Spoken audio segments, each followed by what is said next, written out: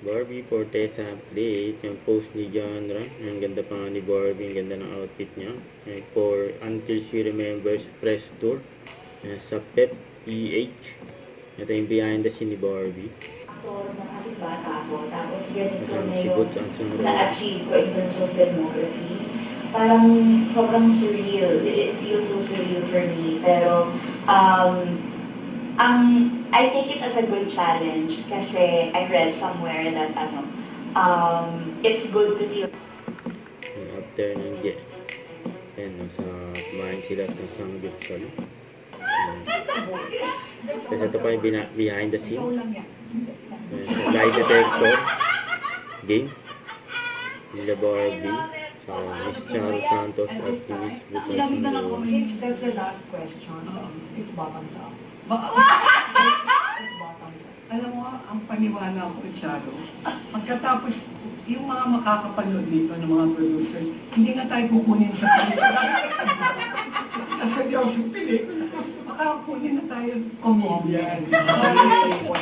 Okay na. Kasi bago ito. Oo.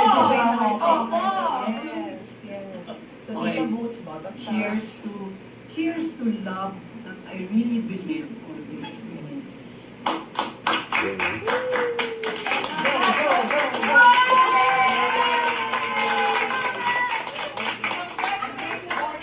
Let's support her. Okay. Bottoms up. Bottoms up.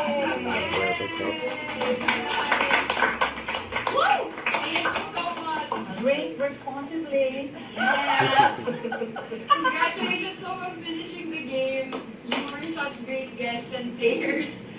Just to wrap this whole episode Siya up, ng why lie do you detector think, game nila. especially now we have a queer couple in this film, why do you think representation like this matters? This day and age, especially no matter what age, scenario, bakit po kaya importante ang representation?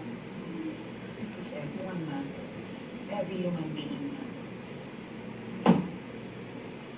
And we all know the influence, the vast influence of film and media. Sarap.